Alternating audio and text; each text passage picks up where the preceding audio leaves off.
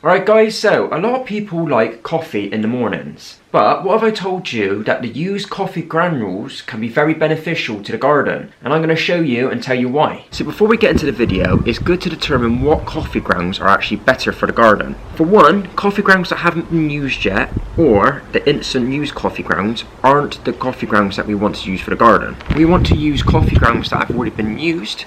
So they've already been brewed to make a coffee, and this is the aftermath of what's left. Is because the grounds that haven't been used are a lot more dangerous because they're a lot more acidic to the garden, but the grounds that have already been used to make coffee are lower in acidic. They are slightly acidic or neutral, so that's the important thing, is that the used grounds are less acidic to the plants in the garden. In order to get the good stuff, which is the used coffee grounds, you're either going to have to buy it. As you can see here, this one is bought from Starbucks. They'd either sell it to you, or even on a good day, they might actually give you some for free. But if you make coffee at home, you can save the coffee granules yourself, so it saves you having to go to a coffee shop to get any. I don't know how much this bag is, roughly, but it is a good amount of coffee granules in here, and it's probably enough to do what we want to do in our garden. One of the things about used coffee granules is, even though they've got some positives for the garden, they have also got some negatives. So I'll try and explain the best I can what the positives and negatives are of the coffee granules. So the first thing is, coffee granules are very good for composting. They add a lot of nutrients into the ground, and because they're already like kind of small anyway, they break up very easy. But if you was to look at the colour of the coffee granules, would you say that this would be a green or a brown when it comes to composting? Believe it or not, this is considered a green when it comes to composting. It's basically high in nitrogen and it's very beneficial to your compost pile, or in my case, I've got a compost tumbler. So all you do is just add it into the compost bin or onto your compost pile, and slowly it will end up turning into some very good compost. So while we're talking about composting, worms also like coffee granules. So these little guys here will eat the coffee granules and turn it basically into some good compost.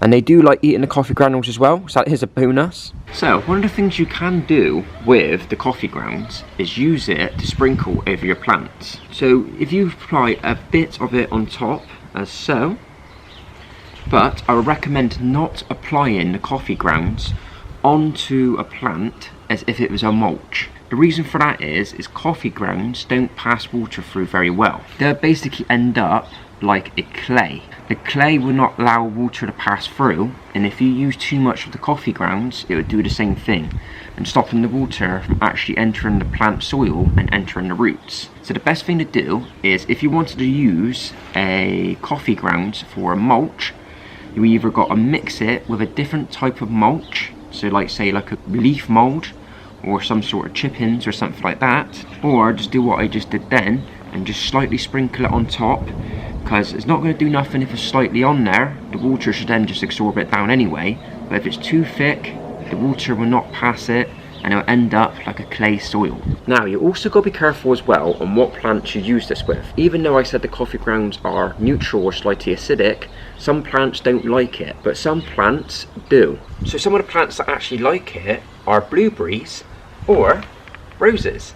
So roses do like coffee grounds due to how acidic it is. Even though it's not got much in it, it still benefits the roses or the blueberries if you're growing them. So the best thing to do is Google first, before using the coffee grounds, whether your plants do like the coffee grounds or they rather not have the coffee grounds, because it can affect the plant's health and you don't want to end up killing it, you want to end up boosting it so it grows even better. So another important thing to remember with coffee grounds and using them in your garden is these little creatures here. Coffee grounds are dangerous for cats and dogs.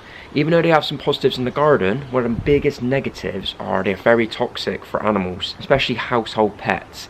So if you are going to use the coffee grounds, it is better to compost them if you have got pets. You don't want them eating the coffee granules when you put them on certain plants, because the last thing you want to do is take them to the vets because they're not very well. So it is important to be careful when using coffee grounds around household pets. Right, so this is where it gets a little bit confusing. So coffee grounds are very good at deterring and killing slugs from your plants. But in order for that to happen, you need to make basically a mulch around your plants to stop the slugs from going into your plant basically and trying to eat it. But like I said before, that causes coffee granules to end up like clay and stops the water from going through. But what we can do instead is make a liquid fertiliser from the coffee granules themselves. It will still repel slugs to keep them away from your plants. So in order to make this is quite simple. All you do is add a bit of the grounded coffee granules into a bottle, add some water to it. So what we do is give it a little shake, leave it for a couple of hours or even a couple of days just to let the water take in all the stuff in from the granules, and then all you do is then spray around your plant.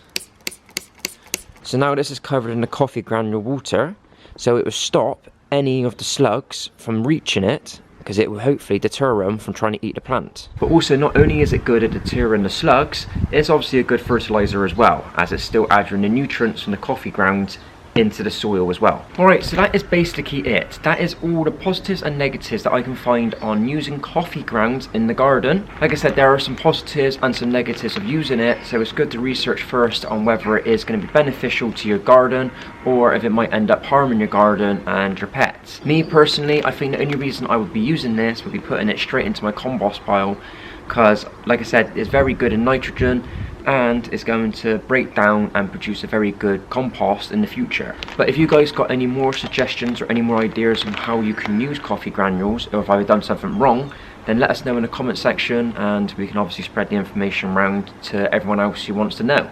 So yeah, thank you for watching.